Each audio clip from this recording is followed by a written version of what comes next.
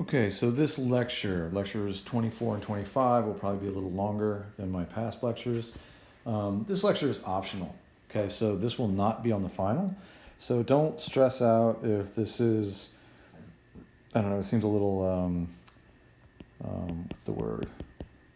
If it seems esoteric, would kind of be the right word for it. This is totally different than anything we've done. It doesn't mean we haven't been working on the boundary layer, we just haven't been talking about it. And this is really just for any student that just wants to kind of expand their knowledge in this direction.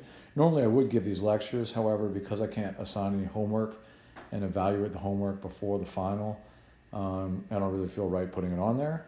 So, if you don't want to watch this video, don't watch the video. It's fine. If you are interested in these concepts, then that's good. What you're going to notice here is, for those of you, especially naval marine architecture students, engineering students, and maybe some of the other people, but I'm going to talk more about the science of boundary layer theory and how it applies to lift drag. The actual calculation of lift and drag, it is heavily shape dependent, and so if you know the shape and you have a chart, you can do these, like the problems are, I don't want to quite call them trivial. Obviously, if you're dealing with a new shape, that's not trivial. But if you're dealing with a shape that's known, it's a lot simpler than really anything we've done before. So in some ways, it's unfortunate that this won't be on the final. But in the meantime, so I'm going to work through this, and we're just going to kind of talk about the boundary layer. This is going to be very sciencey, which means if you're anything like me, that means you love it. But some of you guys may not like it. I don't know. Last thing, just to put in a plug, because this is the end of the semester, usually on this lecture, I ask people to evaluate me. And I will still ask that. I don't really know how the evaluation process is going to work here. Obviously, any advice you give me, I will take with maybe not a grain of salt. I mean, it depends on what kind of advice you have. But some of it with the online teaching, anything you could let me know that worked well or didn't work, hopefully we never have to do online again, so I don't have to, have to go through this again. But anyway, just, yeah. So I appreciate any comments, but the ones about the online teaching, maybe I'll get to use those. Maybe I won't, but thank you. I really appreciate it. So anyway, so we're going to talk about the boundary layer and what it is. And I'm not going to write out the word boundary layer. I'm just going to call it, BL. I'm going to talk about what it is. Okay. And so you might have heard this term before. And so the way that we typically would define this would be like this. Okay, so, the region of flow that quote unquote feels the boundary. And so you might say, what does that even mean to feel the boundary? And so the way I like to think about it is kind of like this. Okay, imagine there's a car and it's going over, it's heading to the right and it's going, 60 miles per hour or whatever its speed is.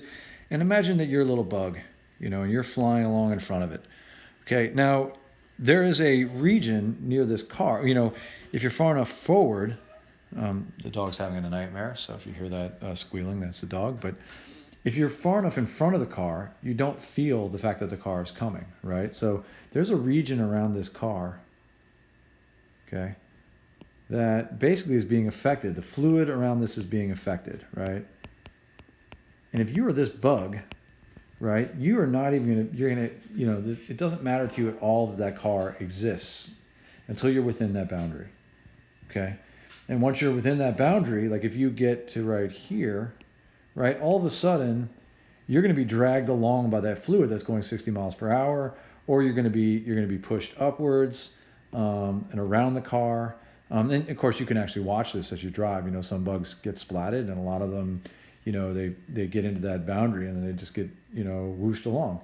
You could also imagine if the bug were far enough above the car, it's not going to feel it at all. But if it's above it, but close enough to it, it might get tumbled up, while it's going to end up behind the car. You can imagine the turbulence that's generated inside that boundary layer could cause that bug to be tumbled, and then, it either lands in the street or, its wings open up and it flies away, or, whatever bugs do. But there's a region around, say in this case, the car, that feels the car. Okay, so this is the boundary layer. And most of the time, I'm going to be talking about it in the case of fluid over something that's not moving. In this case, I did it as something moving through a fluid. So, so typically the way we draw it would be more like this. So we've got some plate, and we have some fluid that's moving at what we're going to call the free stream velocity, this u naught. So that's the free stream. Okay, and the free stream just means it's the velocity far enough away from any boundary such that it all basically is moving at the same speed. And then we've got a boundary down here, okay, and whatever this might be. So you could think about this as an airplane wing that's moving to the left. It would be a common way to think about it. But the way I'm going to think about it right now is I'm just going to think about this as wind that encounters some non-moving object, whatever this might be. Okay, and all of a sudden there's a region, far enough away from that thing where, for example, we can see that like right in here, there's a lot of shear, right? Because if we remember that tau equals mu du dz, okay, so the shear is very high. Okay, and up here, the shear is very low. Same equation. Okay, I forgot the mu. Okay, and that is very low based on that shear, right? And so, so there's a region down here, right in here, that is affected essentially by the boundary, okay? And so because the boundary exists, the flow, the velocities in there are not what they might be elsewhere. So a lot of times, the way we would say this is that this is, okay, is the layer near a rigid body where u, okay, so the velocity of the flow approaches the velocity of the body due to shear. Okay, so the velocity of the body in this current drawing, as drawn here, is 0. Okay, and you can see that this velocity, as we get down here, it starts to kind of approach that 0 velocity. Okay, again, you can imagine this with a different reference frame. You could imagine this object moving through the fluid. I've just drawn it the other way, right? So it's just kind of a whatever your point of view is this in that case. Now we have actually already been dealing a lot with the boundary layer, and you're kind of like, well, when might that have been? And we've been dealing with it in this way.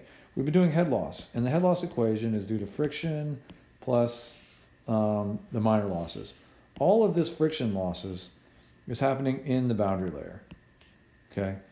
And it's happening because if we have a pipe, okay, and I'm just going to try to draw an imaginary pipe here, and we have a fluid flowing through it, okay?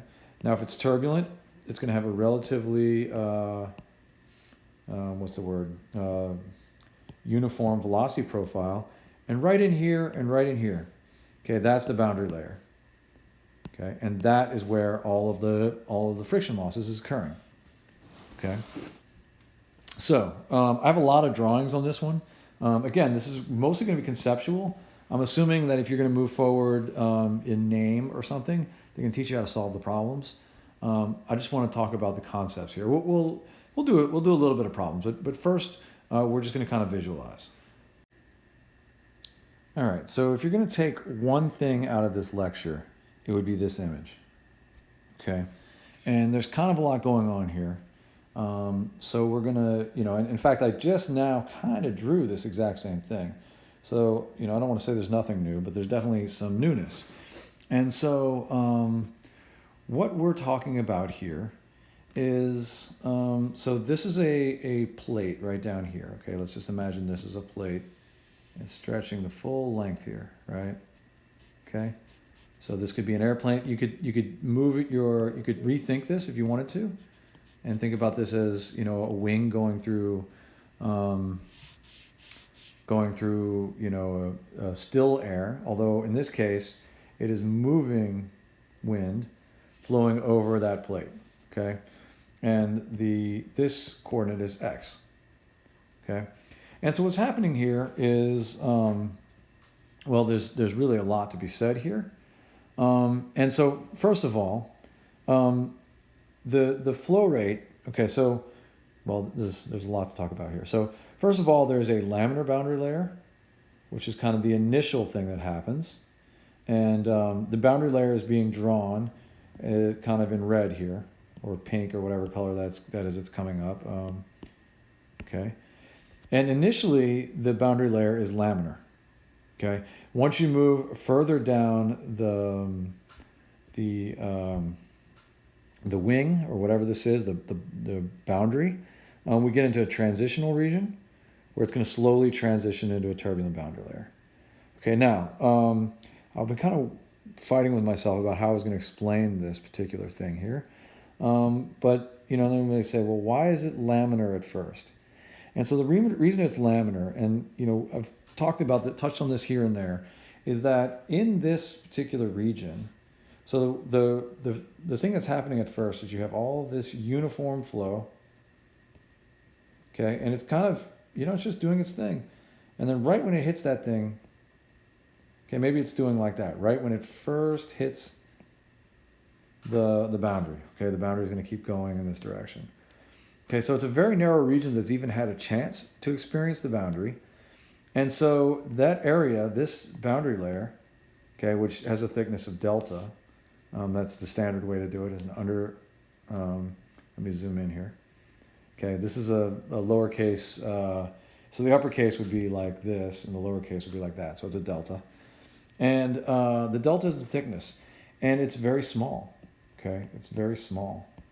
And because it is small, if an eddy is generated, so eddies that are generated inside something small like this, the eddies themselves are small, okay? And so, like, you might say, what about the eddies up here? Well, the eddies up here, they don't really matter, right? So if you carry this momentum right here of this particular line, and you have a big eddy, and you carry it down here, well, it doesn't even matter, right? Because you've just mixed two things that have the same momentum, so it doesn't really do a whole lot.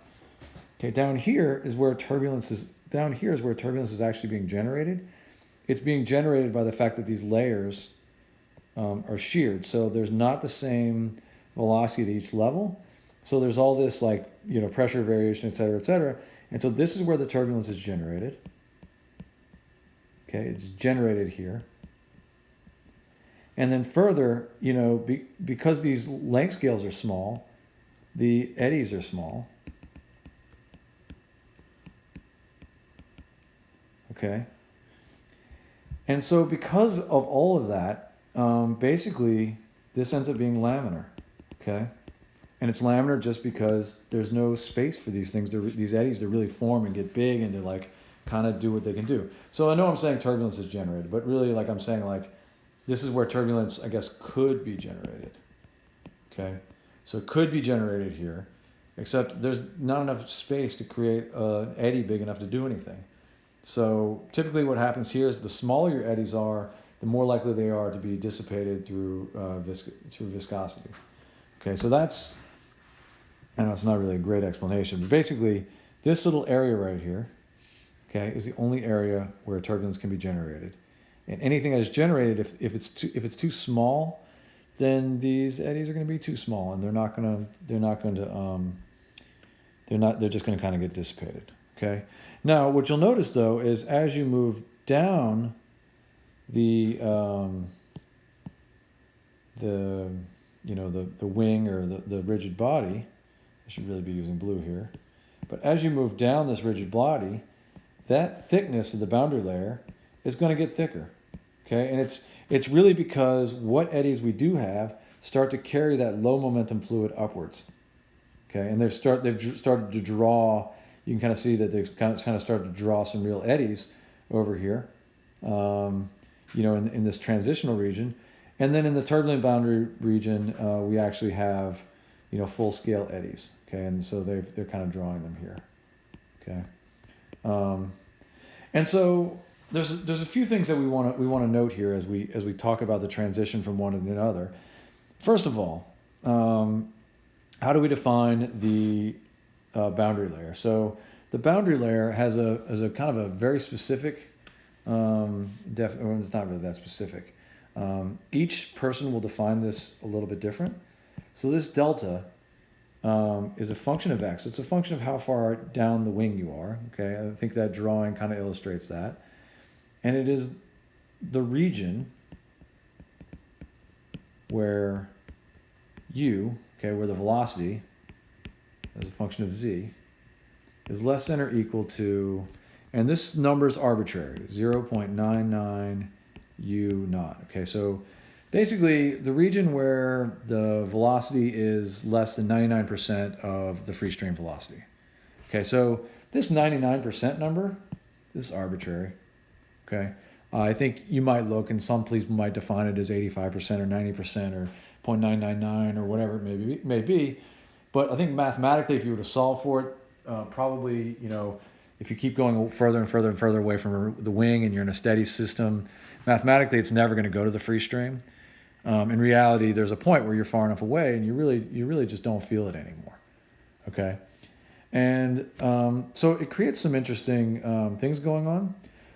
Other things to note is that these eddies over here in the turbulent region, okay, there's always an area, and if we look over here, okay, there's always an area. I'm not going to talk about the overlap layer or the buffer layer, but there's always a viscous sublayer. So there's always a region next to, let me use some red here, next to our boundary.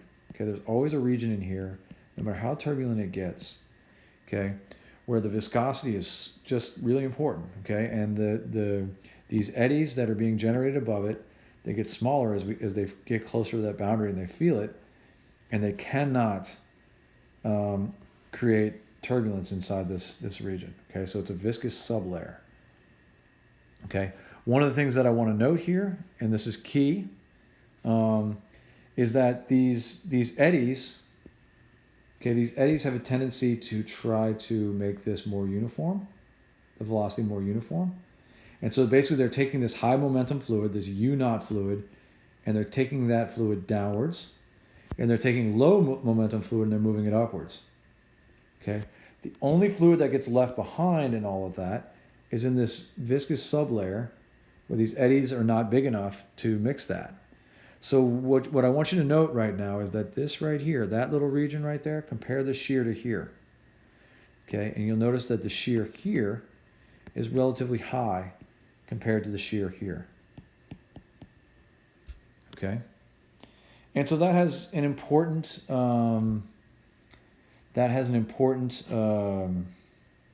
implication.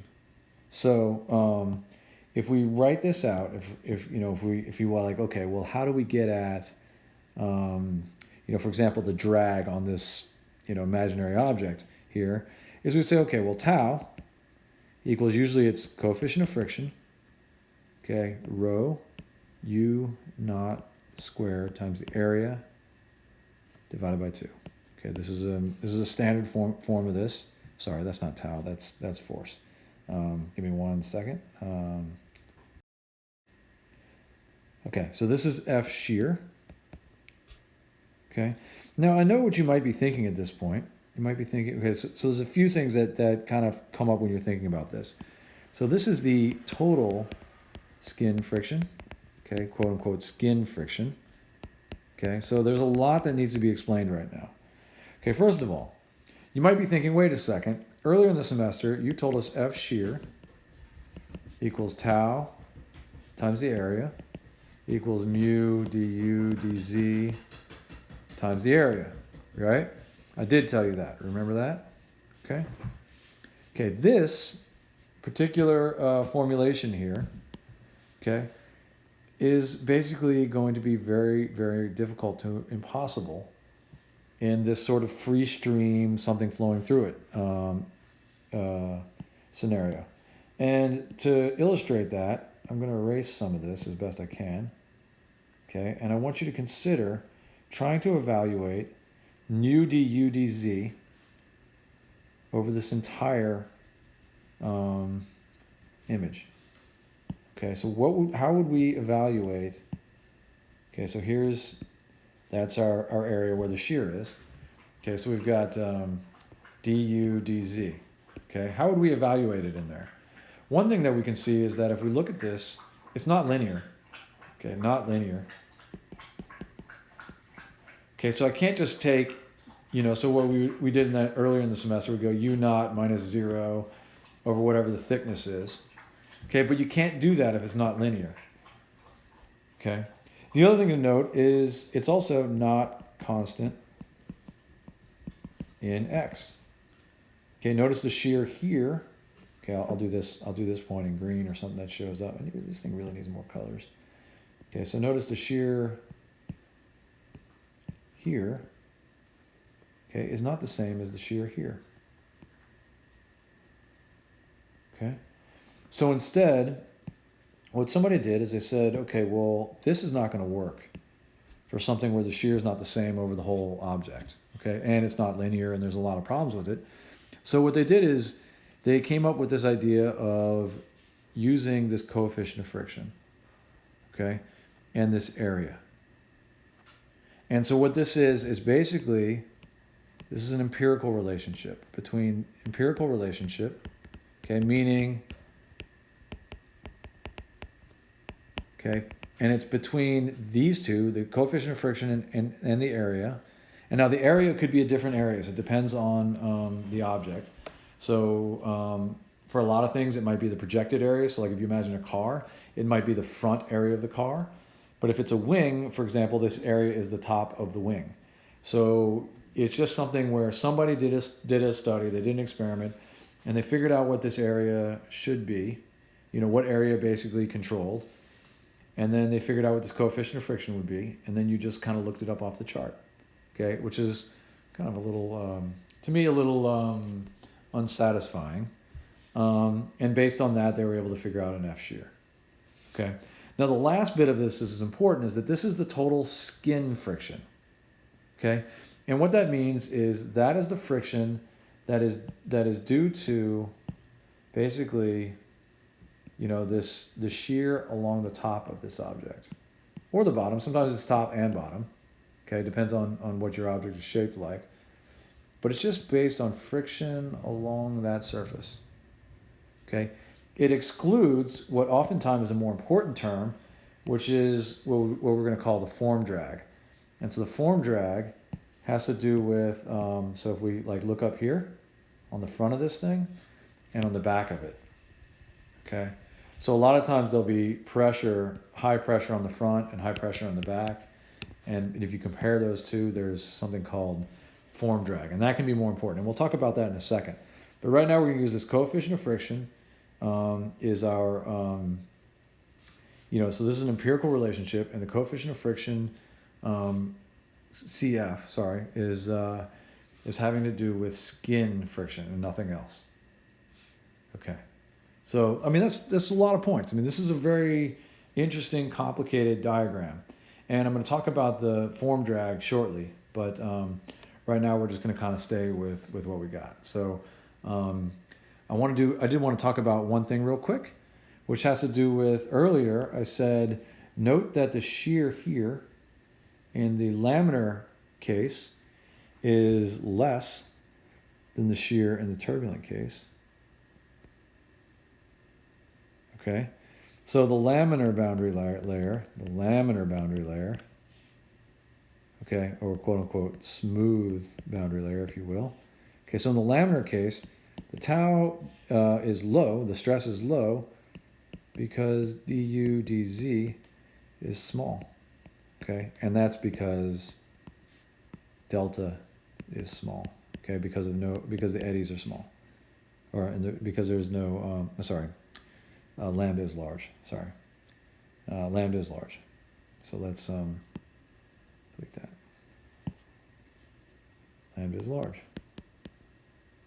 Okay, in the turbulent boundary layer, okay, we can almost say all the opposites. Tau is up because du dz is large, because delta is small. Okay, or maybe delta is the wrong word, but delta is the wrong letter here, but basically the viscous boundary is very, very, very small, okay, because viscous sublayer is small. Okay, So now we're going to talk a little bit about, well, how do we characterize this? Okay. So if we were in a pipe and we wanted to know when this boundary was happening. So in a pipe, I'm going to talk about a pipe real quick. So in a pipe, we use Reynolds number equals VD on nu. Okay. And, you know, we don't talk about this very much, but the reason we use these, so V, it kind of tells you something about the velocity of the eddies.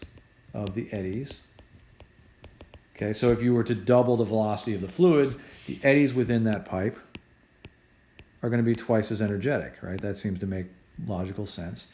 And the diameter determines the size of the eddies. Okay, and I think this probably makes sense as well. Okay, you can imagine that if this pipe were to shrink in half, okay, those eddies are going to get smaller too, because obviously they only have so much space, right? And this viscosity is kind of is what resists the eddies, okay? Or it resists the eddies, but more it ultimately wins out, right? It will ultimately take all the energy out of the eddies. So what we were doing is we were comparing, you know, kind of what wants to create these big eddies to what wants to resist it, right? And somebody came along and they combined these two, and they did some experiments, and they said, okay, well, if the Reynolds number is greater than, you know, 2,000 to 4,000, then we know turbulence. Then we see turbulence. And if the Reynolds number is less than 2,000 or so, or 4,000 or whatever, then we see laminar. Okay, and really, I suppose that, you know, less than 2,000 we get laminar, greater than 4,000 we get turbulence. In between, there's, you know, some transition flow. Okay, this is empirical. Okay, and it is based on using these particular velocity scales and you know, using these particular velocities and diameter and length scales. So we're going to do something similar here. When I say we, I didn't do this. Somebody decided that in this case, okay, again, this is all empirical. So somebody just did the study of the Reynolds number, and we're going to call this the Reynolds number X.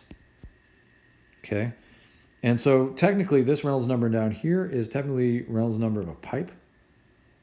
Okay, or Reynolds number, sometimes it's Reynolds number D for the diameter, but we're going to use Reynolds number X. And it basically says that the Reynolds number for these situations is U naught X over nu. Okay, so that's how we define a Reynolds number in this particular case. Okay, say we, again, this was not me. This is some empiricist, some experimentalist was playing, and they said, okay. And this kind of makes sense in some ways, because you can see that as we move down this plate, or whatever we want to call this, okay, as we're moving from x equals 0 to x equals infinity, okay, it's more and more likely to be turbulent. Okay, so that's where this x comes from. The velocity, well, you're like, which velocity would I use? Well, this is the logical one. Again, this is determining, so the x is determining, basically the further down this thing we move, the more space we have for eddies. So this can be used for the size of eddies. Okay, you might say, well, I'd prefer something in the vertical, and of course we would, because that's really the confining direction. However, you know, the boundary layer thickness, delta, depends on x. Okay, and then it's U naught, that's kind of the velocity, okay, of the eddies. Okay, so in many ways this is similar. However, it's going to lead, because we have slightly different numbers and slightly different situations, it's going to lead to a different criteria for where things change. Okay, and so if REX is greater than, less between, yeah. Okay. Okay, right. So I took a moment, gathered my thoughts. Okay.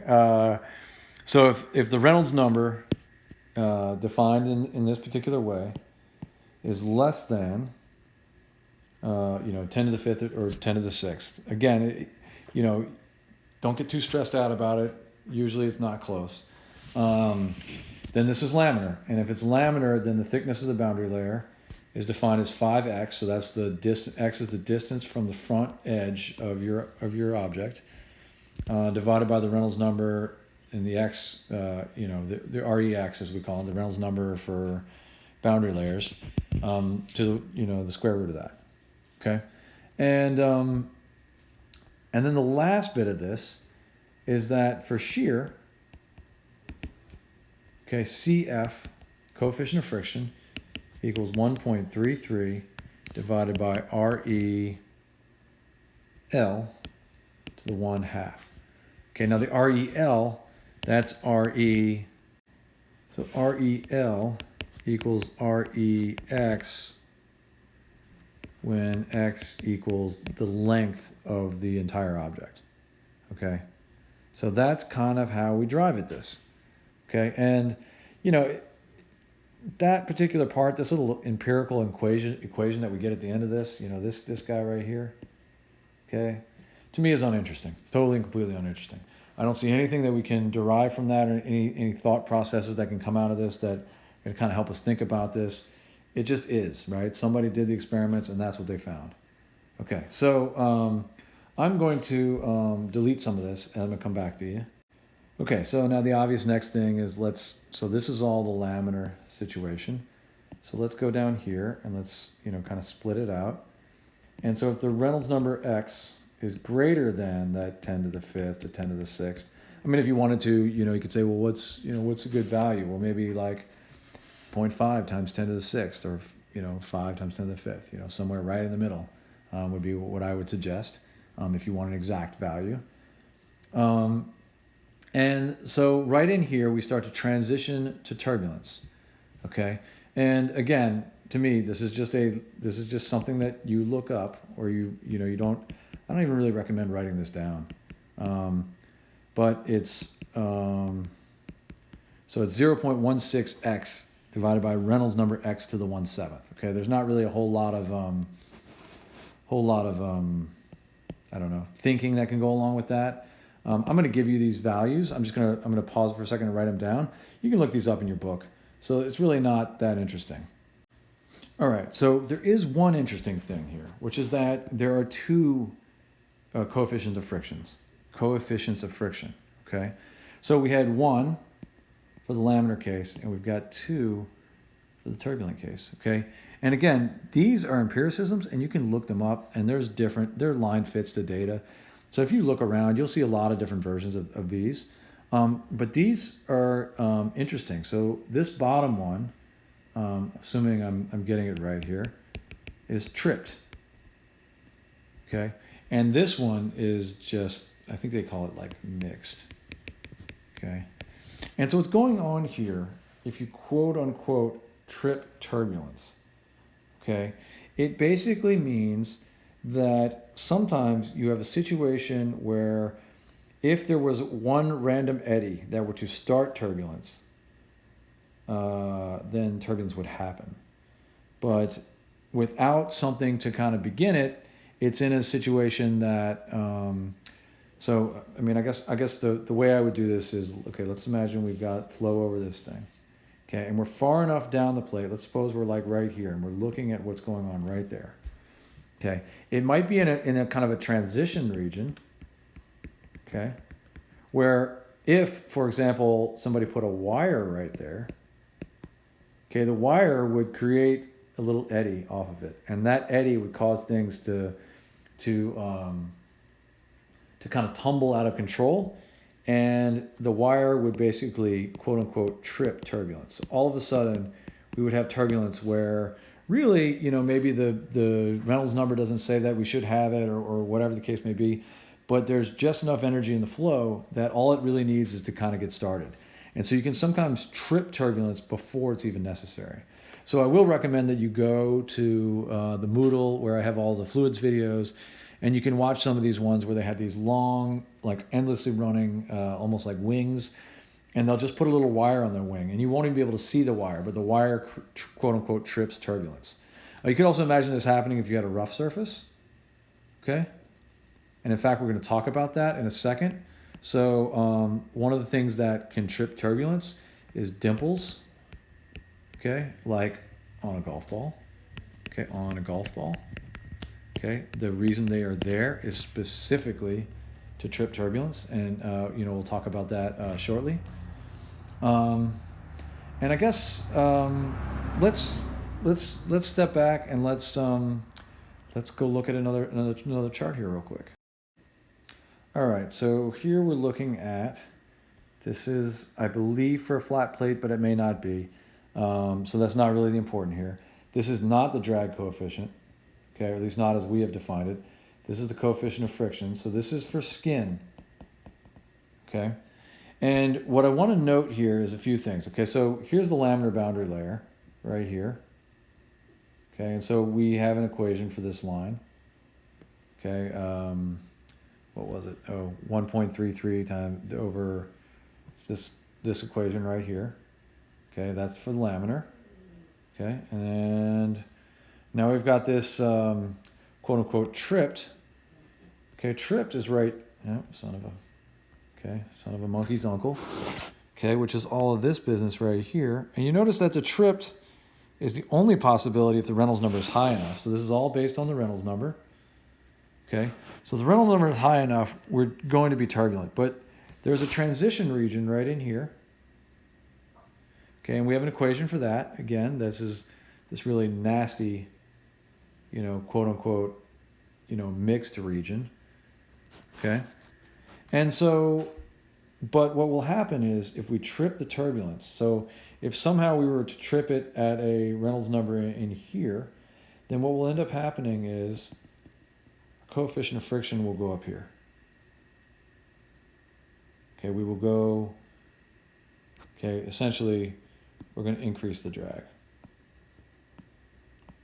Okay. Now again, you might say, well, why if we trip it? And so all of a sudden we've got this turbulence. Now, why did that happen, right? So normally, if you don't trip it, then then basically, as the velocity increases or as you move further down the object, basically you're gonna kind of follow this line, right? If you trip it, you're gonna follow that blue line. And so why this jump? Okay, and I've already covered that actually. So in the case of the skin friction, what happens is that once you trip it, now you've got eddies. Okay, so if this is your object, now you've got all these eddies that you are now creating by virtue of creating a turbulent flow. And by doing that, you bring the mean flow down towards the object. And so that creates a tighter, smaller region for that du dz. Okay, so the net effect of tripping it is that this decreases. Okay, so and because of that, then the stress increases. Okay, and the coefficient of friction, okay, increases greatly. Okay, now note again, this is a logarithmic scale. Okay. This is a logarithmic scale, that we've got a logarithmic scale in both these cases. So if we go from here to here, right, we're going from, you know, let's say, you know, 0.003 up to 0.005. So basically we've just doubled. Okay. So it's pretty significant. Now I want to note that this is only for the skin friction. Okay. Because as I mentioned like a second ago, one of the things that we will do is we will design a golf ball, okay, golf, okay, and we put dimples on it. And we do that in order to trip turbulence. And you're kind of saying, wait, but you just said that that's going to increase the coefficient of friction. Right, and that's for the skin friction. Okay, so that's for, like if this golf ball is going this way, let's imagine, then that's for the fluid that's moving around the ball this way. Okay, it just so happens that for a golf ball, the form drag is going to be more important. Okay, and that's quote unquote the next lecture. Okay, or really the second half of this lecture. I'm not going to work a problem on this particular stuff just because it's not terribly interesting. Basically, you look up a number off of a chart and you plug it into this equation right here. Okay, and that's how you work problems on this. You say to yourself, oh, what's my shape? And then you go look up off the chart, you look at A, you look at CF, and you plug it all in, and then you get the F shear. I'm not saying it's I'm not saying it's easy. I'm just saying that you're going to learn how to do that when you need these equations. Right now, I'm excited about the science, and the science is about to get really cool. So, so bear with me, okay? So let's move on. Okay, let's go. Okay, so we are going to now consider, I have lots of like drawings over here and things that we're going to talk about. Notice I've stolen some of these from NASA, so you might get pretty excited about that if you really like NASA. You can tell people we're doing rocket science in fluids class. Although, you know, we're going to get kind of to the edge of my knowledge, okay? So let's get, we're going to do the best we can, but what we're going to do right now is we're going to kind of change direction. So everything that we talked about prior to this in this lecture was friction, okay, coefficient of friction. We're now going to talk about drag, okay, and drag is a little bit more all-inclusive in that than just friction, okay. So so the force of drag, F sub d, consists of the combined effect of the shear stresses of the flow, what we're going to call skin friction, and the pressure differences on the object, which is going to be form drag. Okay, for turbulent flows, okay, form drag is much more important. Okay, I don't know how to write that. You know, this is, you know, form drag dominates this term. Okay, form drag is most important. Okay, and that's why we trip. That's why we try to create. That's why we use dimples on a golf ball to trip turbulence. Okay, so I'm going to zoom in here, and I'm going to talk about flow past a cylinder. So this came from NASA, which is always cool when we're playing with NASA stuff. Again, I'm going to recommend that you go to the videos on Moodle, and you will see you know, simulations, you know, CFD, so computational fluid mechanics videos where they do this. But what I want to do is, before we talk about the total drag, okay, so everything we did before was just the skin friction, the green part. I'm going to try to do these in two different colors. But we want to talk about, but I want to talk about the science of what's happening as the fluid goes around, okay? So we want to talk about everything. Okay, so first I'm going to talk about, let's just go in blue, and we're going to zoom in right here on this quote-unquote ideal case, flow attached. So this is often called irrotational flow. This is impossible, okay? I want you to remember that this is impossible, okay? This is the ideal case, okay? And in the ideal case, what happens is, and we already know this, okay? This point right here. So here's our cylinder, and it's just minding its own business. There's a fluid that's flowing around it. These are streamlines, okay? This is a steady situations, the streamlines are not changing. And right in front, right here, okay, we should already know this is a stagnation point. Okay, stagnation point.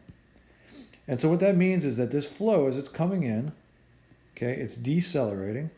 And as it decelerates, okay, the pressure in the flow increases. And so what ends up happening right here is you end up with a very, very, very high pressure. Okay, right here. And let me delete that. I'm going to redo that in red because I want to try to keep these things color-coded. Okay, so the pressure is really high right here. Okay, now as the fluid flows around this cylinder, okay, now you might say, well, there's no velocity right there. How is it, you know, you said there was no velocity there. So how is it flowing around? Well, this is all, we're going to, you know, this is kind of a singularity mathematically. The fluid, so we're going to have to imagine the streamline closest to the object without being next to it, right? Because technically there is no flow when you're touching the object, right? The no slip condition basically says we're not flowing, okay? So anyway, so as the fluid moves around, it's going to accelerate, okay?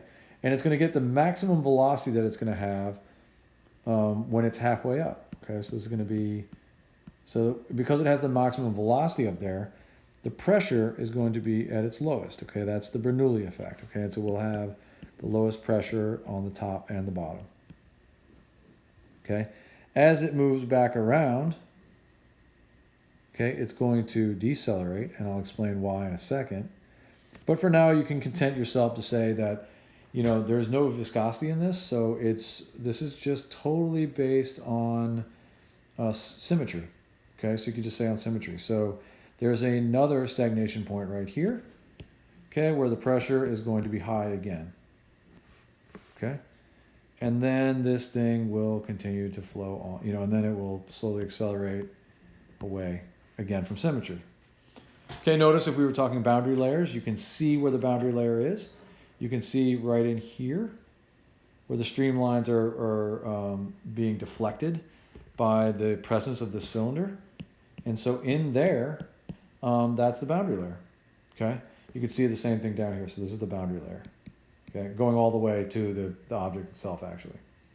Okay, so what I want to note here is that form drag here, okay, form drag here, okay, is 0. Okay, you might say, well, why is that? Well, because the form drag has to do with the difference between the pressure on the back of the thing versus the pressure on the front. And by symmetry, these two are identical. Okay, so the total form drag is 0. So I find that a little bit interesting. Okay, now what about the skin friction? Okay, well the skin, okay, is basically, so everywhere where these things are going this way, right, you can imagine there's a little tiny, you know, there is a shear stress, you know, let me erase a little bit. Okay, so as the fluid is moving around, you know, there's not much velocity in here, but you can imagine that there's going to be, you know, it wants to move at whatever the free stream is, so whatever the velocity is, say up here, right, the fluid wants to, but instead it's being sheared by this thing. So maybe as it's coming up there, there's a little bit of shear here, and there's a little bit of shear here, and there's a little bit of shear here, and there's shear all the way around this thing, right, as it goes up and meets that, you know, the free stream above the boundary. Okay, and so if you add all of those up, so I'm just going to draw them as single vectors. So if we just have this like this, okay, and you add them from top to bottom, the net in the skin friction in the z direction is 0 because they'll cancel from top to bottom, but the skin in the x direction is all 100% to the right. Okay, and so in this particular case, the skin friction dominates, right? It owns that stupid, useless form drag. Okay, so this is an impossible situation. We never actually have a situation where these, you know, where this happens. Okay, it's not possible to have these pressures kind of line up perfectly like that. Okay, now if we could, it'd be really cool, right? Because then, you know, the form drag. So imagine on your car, if the pressure on the front of the car were the same as the pressure on the back of the car, well, it would be, you know, gas mileage would probably be a lot less. I actually don't know. I don't know how much the drag contributes to your gas mileage problem, but I assume it's significant. All right, so let's now start kind of zooming in on. This is not impossible. This is just, it's not terribly an interesting situation here, but the two. Okay, and this is what we're going to call the quote-unquote separated situation. Okay, and this one looks just like the last one, but what happens is we start to have this separation. I'm going to explain the separation in a second, but basically, as this flow goes around this way, okay, everything is the same on up until this point, but basically the momentum of the fluid doesn't quite allow it to keep going in that direction. Okay, and I'll explain why it doesn't go in that direction, but the momentum is not great enough to allow that to happen. So instead we get a vortex, okay, that's rotating in that direction. Okay, and this fluid basically just continues on. Okay, now from a drag standpoint, this has some interesting implications. So first, I'm just going to do the top half here. So first of all, the skin drag, you know, these vectors are not different here. right? But then right in here they are. Okay, so there's a point right in here that is very important. Okay, I don't know exactly where it is. I have a better drawing of this in a second. But the point is that the skin drag, okay, again in the x direction, I mean in the vertical it all cancels out, but in the x direction, it's to the right, but it's smaller than it was, smaller than the ideal case. Okay, and why is that? Well, because some of these arrows are actually going in the opposite direction. Okay, they're actually going back to the left. Okay, so that to me is terribly interesting. Okay, now the form drag on the other hand, now this is interesting. So we still have like a a stagnation point here, and we still have areas of low pressure on the top and on the bottom. Okay, and obviously everything in between. But what ends up happening on the back is because of this counter rotation, this does not quite reform nearly as high of a pressure on the back. So I'm just going to call it regular P. Okay, we're not really putting numbers to this. Okay, however, what I want to be clear is that this P here is greater than that pressure there. Okay, so the form drag, okay, is to the right. Okay, because this pressure here is greater than this pressure here. Okay, so that's important. Okay, now which one's greater is obviously, dominance is going to just depend, right? I don't know. Okay, it depends on whether or not we're getting to kind of a turbulent situation. My guess is that the skin friction is still more important, but that won't be the case for long. Okay, so let's zoom out and let's talk about why we get this counter-rotating vortex. So I'm going to zoom down here, and this is what's going on through there. And I want you to remember that before we get into this, well, let's do this in red. Let's talk about the pressures. Okay, so on the top of this cylinder or this ball or whatever it is, I want you to remember that because the velocities are the greatest up here, the pressures are the lowest. Okay, so we've got low pressure here, and we generally have like kind of high velocities. Okay, so the velocity is kind of high. Okay, and that velocity, of course, is what contributes to the skin drag that's coming from the top there. But I want you to also remember that on the back of this ball, we have, pressure that is higher than we have over here. So if we compare these two pressures, okay, this one is the winner. Okay, that's the winner. Chicken dinner's over here, right? And so as a fluid particle is trying to go from here to here, it's flowing against the pressure gradient. Okay, so basically, it can only flow as far as its momentum carries it. Okay, but it's decelerating because those forces are against it. Okay, now we also need to remember that it's not moving very fast, right? Because it's close to the ball where, essentially there's no velocity, right? So what happens is as we make that turn, okay, as we make this turn, okay, eventually the fluid can no longer climb that pressure gradient. Okay, and that happens somewhere, in this case, they drew it as right here. Okay, and so upstream of that, everything is flowing back this way. Right, and so what's happening is there is a point in here somewhere.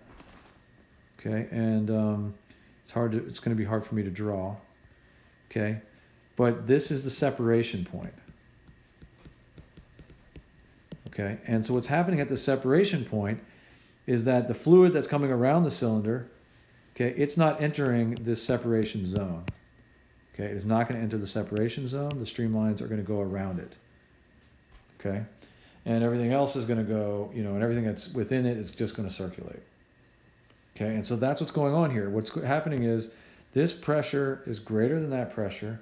So it's causing the flow, the fluid that's behind the cylinder to be driven back towards that separation point. However, the fluid that is on top of it, it still has momentum, so it's heading towards it. And eventually, there's a point where those two kind of collide. And that's really what's going on here. And so this is called separation. And it's a very important thing. And it's going to show up. We're going to talk about it we're going to talk about it a lot in a second. But it's really, really, really, really important. And it is because of the separation, in fact, that this pressure is this level and not the level that we had earlier, where it was much, much, much higher. Okay. Now, I can't exactly explain why this lowers the pressure. I think it's because it allows more velocity on the back end of the cylinder. I've never quite understood that. So we're just going to, we're just going to have to take that as magic. All right. So that's what's happening here in the so-called separated / steady situation. That's why we get these eddies on the back end of this cylinder. Okay, so moving up here, and this is where it gets kind of cool. This is the unsteady oscillating case. We kind of need to see the whole thing.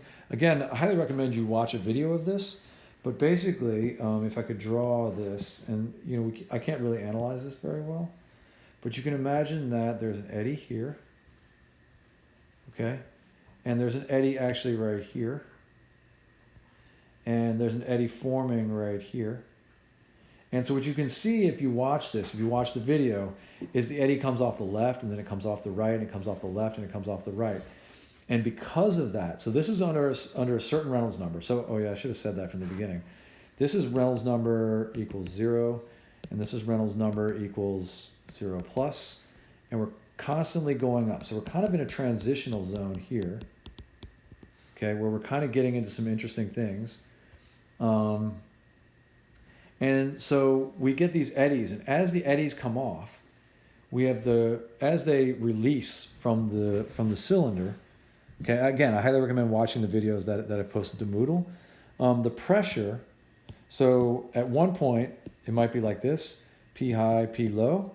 Okay, creating relative to two sides. We're not really worried about drag for this case, but what happens is when it's like this, okay, the pressure gradient is going to drive this cylinder in this direction.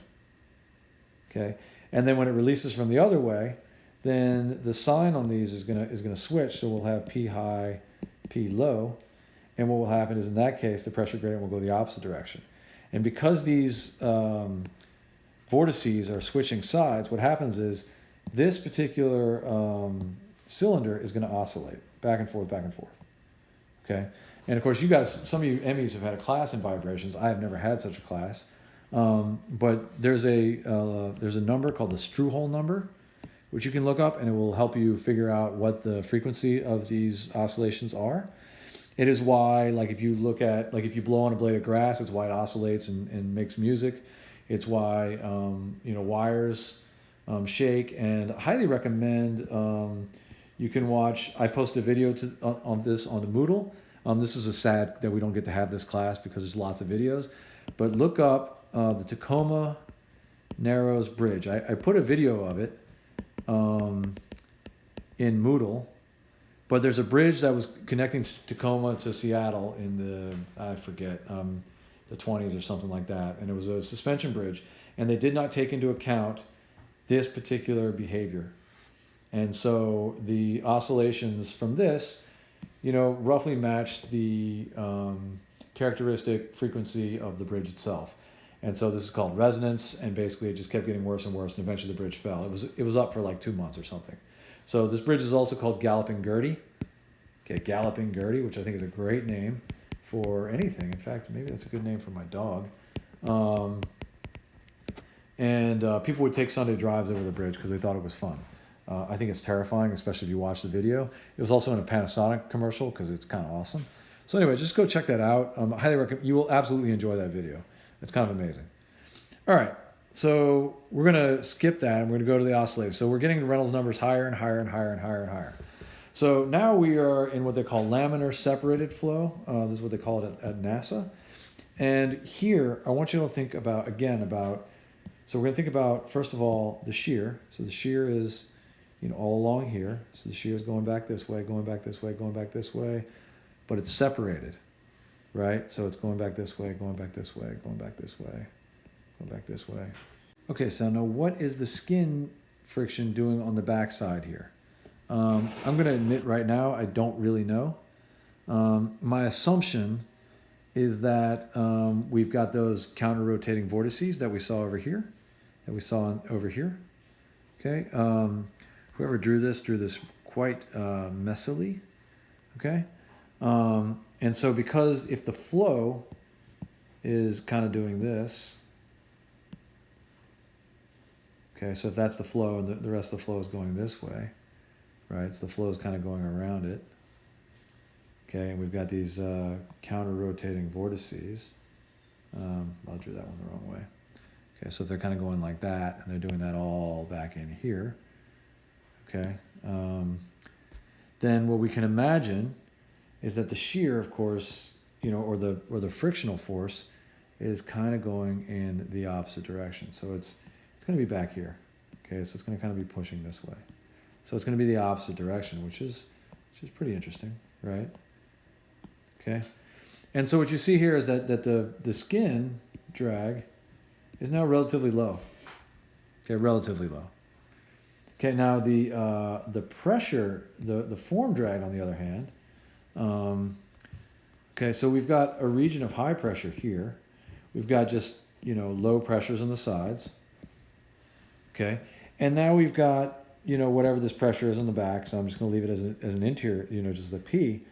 But what I want to think about is not just, so obviously the form drag is much, much greater here.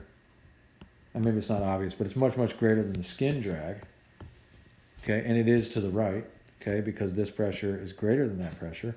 But more important than that is this, okay, is that the area over which this large pressure on the front is acting, look at that area that it's acting over. Okay, yes, boy, you're a good dog. Okay, so, and we're going to compare that area to kind of this area on the back. Okay, and I want you to notice that these pressure forces, or this pressure, you know, ideally I should draw this as the pressure going in like this.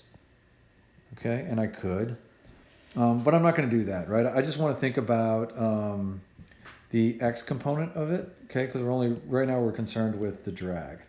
So instead I'm only going to draw the X component, okay? So we've got, you know, basically we've got, you know, right here on, let me erase this P large, okay, and this P medium, okay?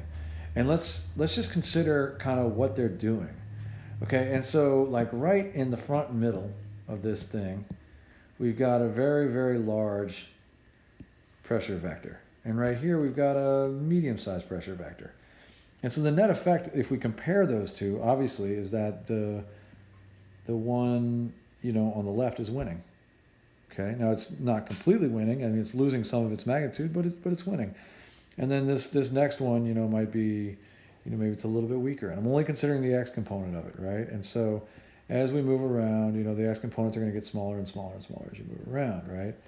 And so, you know, as we move around, the X components will get smaller and smaller and smaller, whatever, right? And so the net effect, you know, is that at each level, I mean, obviously I don't know what these magnitudes are going to look like, okay? But the thing is, at each level of this thing, okay, the pressure on the left is winning over the pressure on the right. So the net effect is that the form drag is very, very much to the left, and the form drag is very large in this case. Okay, so it's very large. I'm going to draw it like two areas. Let's make it 3 areas. Okay, it's very, very, very large. Again, this is just conceptual. Okay, now if we go one step further to the turbulence separated, okay, you'll notice that the difference between these two, aside from, you know, whoever did this like did a much sloppier drawing, is that there is so up here the separation point was on top and bottom of the ball, and down here it's moved a little bit further behind. Okay, so now we've got a separation zone here. Okay, and you might say, well, what difference does that really make? Okay, well, I will show you real quick. So for starters, skin friction. Okay, well, you know, the skin friction is just going around. Skin friction is not very interesting to me. Okay, so it's doing like that, and it's doing like this. Now, in this case, it's turbulent, so what's going on in the back is not so clearly defined as all that. But on the front, it looks more or less like this, okay?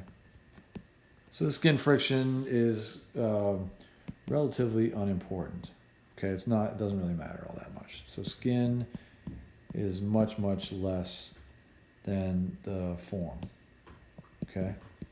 However, something else is going on here, okay? And I want to think about these pressure vectors again. So we've got this pressure here, we've got high pressure on this front end, and we've got just like regular pressure back here.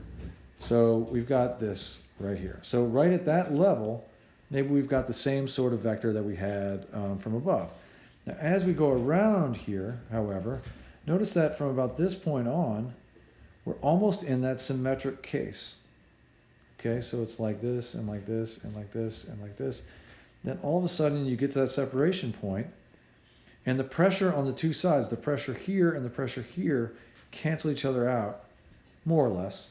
I'm not sure, I don't think that's exactly right, but more or less. Okay, so there's no more pressure up here. Or there's no pressure gradient between this side and this side. Okay, so now the form drag is now, maybe it's just a single arrow up compared to the 3 that we had up there. Okay, because we're losing the effect from these top and bottom edges.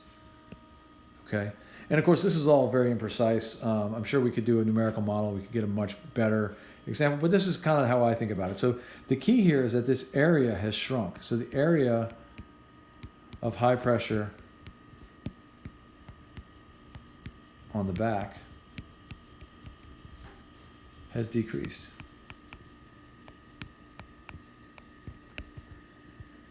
Okay. So because the area of the pressure on the back has decreased, okay, then the form drag,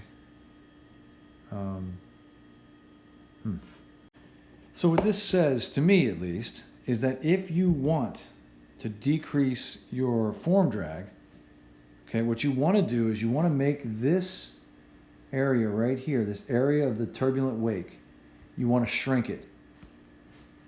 Okay? Because the smaller it is, the more area is in, the more of the ball or whatever, or the sphere or whatever it is in this region.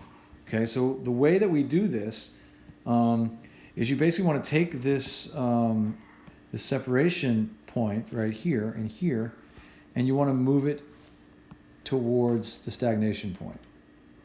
Okay, now how do we do that? Okay, and the way we do that is we go down here to what is called streamlining. So this is where you consider the shape of your object.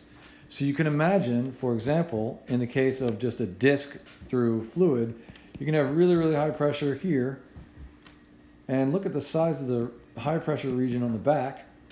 Okay, so you're gonna have a really, really high form drag. Okay, so you can see that the form drag here, okay, is really high.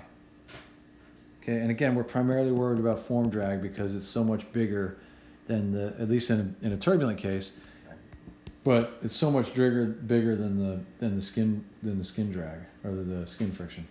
Okay, so you can see here, the pressure on the back is even smaller. Okay, so we're kind of like forgetting about these areas on the top and the bottom of the ball, and the only area where the pressure gradient is happening is here. Okay, and we can do a last case where you streamline the back of it. So now you can see that the area on the back, okay, is very, very, very small. So the area of the pressure gradient is only along this little narrow kind of path. Okay, and everything else up here doesn't really matter. Okay, now I do want to note that, so you might say, okay, well, why don't we, okay, so by lengthening the back, kind of the back edge of things. And so like when I look at this thing, I always think about, Tour de France, helmets and things like that. Why do they have those long things over there? Well, they're trying to reattach the streamlines. So then, to me, the logical thing is, well, why don't we make this thing infinitely long? Well, because this does do a great job of really decreasing the form drag. Okay, the form drag goes down. However, be aware that we are creating more skin friction along these things. So if you go long enough, probably the skin friction starts to matter again. So it's just something, just kind of be aware of that. It's a design trade-off. You know, if you just go really, really, really, really long, you can have a lot of skin drag. Although you might do a good job of completely removing this form drag. Okay, so so now we want to look at this kind of drag on a sphere. Okay, and what I want to note here. So this is the coefficient of drag. So remember the coefficient of drag. This has both form and skin, form plus skin. Okay, and this is the Reynolds number of the flow. And what's really important here is that there's a spot in the Reynolds number right here, okay, where that turbulent wake basically is going to go from like this to all of a sudden it's going to shrink. Okay, and that's going to greatly decrease the drag. Okay, now notice it is at a different Reynolds number whether this particular sphere is smooth or rough. Okay, so you know, this is for the smooth and this is for the rough. Okay, so what we're doing here, okay, and this is basically tripping that turbulence. Okay, you trip the turbulence by making the ball rough. Okay, so by using dimples on the edge of the ball. Okay, so if you have those dimples, you're going to decrease that, you know, or you're basically going to say, this is where we want to, this is where, say, our golf ball is going to fly around this Reynolds number. So we want to trip the turbulence so that we're going to get a lower coefficient of drag. Okay, so then our ball will fly farther. Okay, so that's the idea there. All right, so then that said, the last little bit here is going to go up here, and we're going to talk about this, which apparently the words did not make it over here with me. This is called the Magnus Effect. Magnus Effect. Okay, in other words, this is spin. Okay, Magnus Effect, or Effect, the way I wrote it, because, you know, I'm an idiot and it's late at night and the dog is driving me nuts. He's eating my rug. No, he's eating my towel. He's eating something. All right, so anyway, so in this case, I have a ball and it's somehow floating. It doesn't have to be a ball. It could just be a pipe or something, but I prefer to think about it as a ball because, you know, I like to play ping pong. Okay, and it's spinning in this direction, and the air is flowing over it like this. It could be water, of course, and it could be baseball, but I prefer to think of it as ping pong. Anyway, so as we can imagine, you know, the ball, you know, the skin as it's, you know, if this thing were not spinning, then we'd have the situation that we had before. You know, we have the flow going around the ball like this, right? Okay. Instead, because this thing is spinning, what it does is essentially it drags the fluid from the top and it drags it further down this way. And the fluid that was coming around this way can't quite make it as far. So instead of separating right on the back end right here, the separation happens here. Okay. Now on the front end, you know, something that was going to head and hit right here, instead it starts to feel that ball. Okay, and it heads around the outside of the ball. Okay, and so that happens to a lot of streamlines that otherwise would have hit the ball. And so instead, a lot of these streamlines end up going around it this way. Okay, and a lot of these kind of get accelerated around the downside of it. Okay, or not really accelerated. In fact, the opposite. So what ends up happening is say the particle on the top of this ball, here right here, okay, it was going to be going around the ball at a certain velocity, but now it's kind of being encouraged by this spin. Okay, so its velocity is much higher than its competing thing down here. Okay, this one is relatively slow. Okay, now why? Because what's happening is this is coming in, okay, and as it comes in, it's being pushed backwards by the spin of the ball. Okay, so those competing forces are creating a region of low velocity down here and a region of relatively high velocity up here. So the net effect of that is that the pressure on the bottom of this ball is high relative to the pressure on the top of the ball. So if you add those two things up, these two pressures, then the net effect is lift. Boom. Okay. So in this case, for example, this is why if I had a ping pong paddle, okay, and I moved my ping pong paddle downwards, and I struck this ball and caused it to spin this way, heading back towards you, okay, this is what we call backspin. The net effect is for that ball to have lift. Okay, and so the tendency for that ball is going to be for it to float and go a little longer. Okay, now it's also going to do some crazy things when it hits the table, which is why it's one of my favorite shots. Okay, now I could do the other way. So the other possibility is I could go in this direction, and that would cause the balls to spin this way, and instead that would cause the ball to want to go this way, and that's called topspin. And the effect of that is to basically make the ball move downwards. And so this allows you to hit the ball harder and have it, hopefully, if you put enough spin on it, to have it come down and still land on the table. Okay? And of course, you can also go side to side. You can do lots of different crazy things. But this is the Magnus Effect, or in other words, spin. Okay, and that's why there's lift or whatever based on spin. Okay, now this last bit, we're really getting on beyond my expertise. So I'm not going to talk about it very long, but so with the spin, that creates a Magnus Effect, and it causes things to have lift. When we look at an airfoil, but before I do this, let's go back over here, and I just want to do one equation real quick.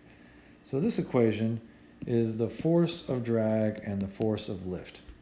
If you ever need to calculate these, okay, it's going to be 1/2 coefficient of lift, coefficient of drag, rho u naught squared, and then rho u naught squared over the area.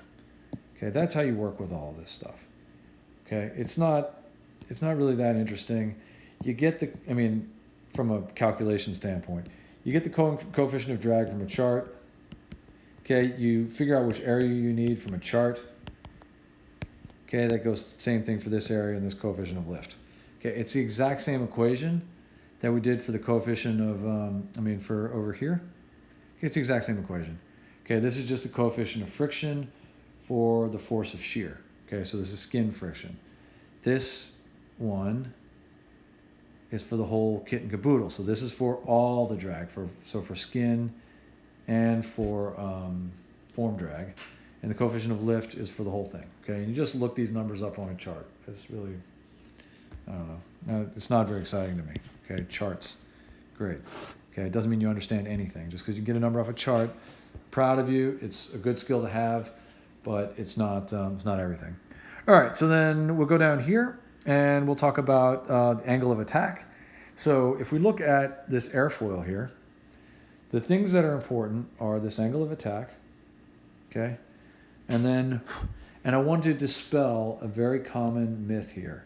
So one of the common myths is that the reason that this thing will have an airfoil will create lift is because the fluid flows on the top has to go faster. So they'll say, well, the velocity on the top is faster than the velocity on the bottom. Okay, and they say that that is the case because this is longer. And because it's longer, the fluid has to fly faster so that it can meet here at the same time. The problem with that is there's no reason why the fluid has to meet here. Fluid does not have to go to this point. Okay, it does not have to meet at this point. Okay, it doesn't have to meet there. It just doesn't. Okay, but it does have to do with this, however. Okay, these velocities do have an effect on the pressures. Okay, and we do end up with higher pressure on the bottom, and we do end up with lower pressure on the top. Okay, however, I'm not going to pretend to be able to design an airfoil. I don't really have any earthly idea how to design it. Here, if you want more information on it, go to this website over here. I'll zoom in, dynamicflight.com/aerodynamics/press patterns. Okay, and that's where I got these images from. And what you can see here, and unfortunately, so they show for a variety of different situations what the pressures are and what they mean for the for a different airfoil or wing or whatever you want to call it. And so you'll notice that always there's high pressure on the front creating drag, and well, the difference in the pressures between the front and the back are going to create drag. And you see that for all of these. Okay, and that's not terribly interesting to me. However, you notice that just by changing the angles and things like that, so this green line, that is basically, they call it the upper surface lift. And then they have this orange, which is the lower surface force. So basically, these are the pressures, and they're the pressures being generated on the other side. So this upper surface lift, all of these lines are actually coming from underneath. There's the pressure from underneath pushing up. And all of these orange lines, those are pressures from the top pushing down. Okay? And if you combine the two, they have a net effect. And what's interesting about it, and they don't really, is that, so in this symmetric case right here, the very simple case, there's drag going to the right. Okay, but the lift up and down kind of counter each other. Okay, on this second one, a cambered, so it's no longer just like a teardrop shape. It's got some interesting things going on. The two forces do about cancel each other, but they also don't align. So in this case, you've got a torque. Okay, and that torque is problematic, right? Because it might rip your wing off. Okay, we like our wings attached, right? And maybe it's not that problematic. Maybe they can handle that pretty easily. I don't know. Notice if we have a symmetrical airfoil, it gives a positive lift, meaning we just give it a little bit of an angle. Okay, now notice how much more positive lift we'd have than negative lift. And the lift, all it means is really that it's causing the airfoil to be forced perpendicular to the flow of the air. Okay? And then notice we can also do a cambered airfoil at positive lift. So here we're taking advantage of everything we have. And notice again, okay, we got this, we have much more lift upwards than downwards. Notice, of course, there is torque here. Okay, there is torque there. So that's just something to be aware of as an engineer. Okay, the last bit that I want to talk about here is terminal velocity. And I want to keep in mind this right here. Is that the fact that the force of drag is a function of the velocity squared. Okay, and that's really important.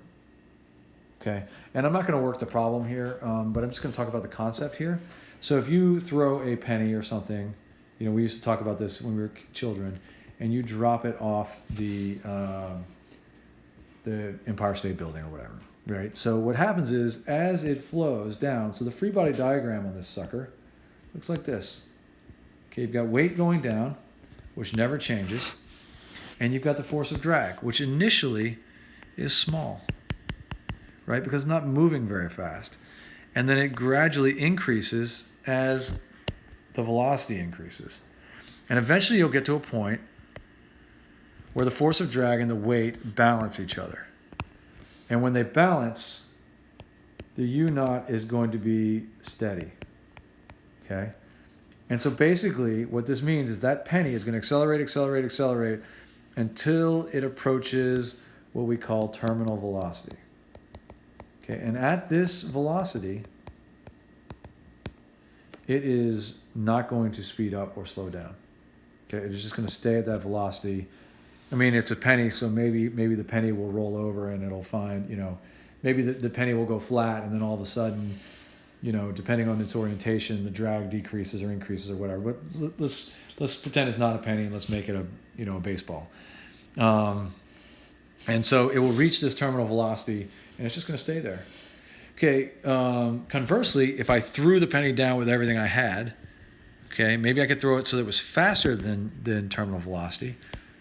Okay, so the drag on it would be really, really strong. The weight would still be the same. Okay, and the force of drag would be really high because, I managed to throw it faster. What's going to happen? Well, this force imbalance is going to cause it to decelerate. As it decelerates, the U-naught is going to decrease, and so this force is going to decrease, and it's going to keep decreasing until we've reached terminal velocity again. Okay, and so that's terminal velocity. It has a really cool name, and they made a really cheesy Charlie Sheen movie about it in the early 90s or something. But that's all it is. And I think it's really cool. And we apply this particular equation, this sort of equation, a lot to, like if I'm thinking about a particle of sediment in an estuary, and I want to know, how long does where is it going to end up? Well, I need to know how fast that particle settles. And so we use concepts like terminal velocity to determine how quickly it settles. Anyway, so this was a long lecture, but these are the last 2 lectures combined of the semester. No problems, just kind of concepts. I hope this was interesting to you. If you like it, or if you're interested, you want more, let me know. We can talk.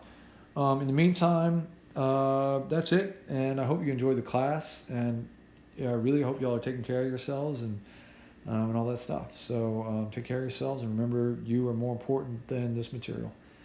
And I'll talk to you later, and remember that I love you and I'm here to help you. So y'all be easy. Okay. And I wonder if any of y'all will watch this optional video. So good night. What will happen is you're going to decrease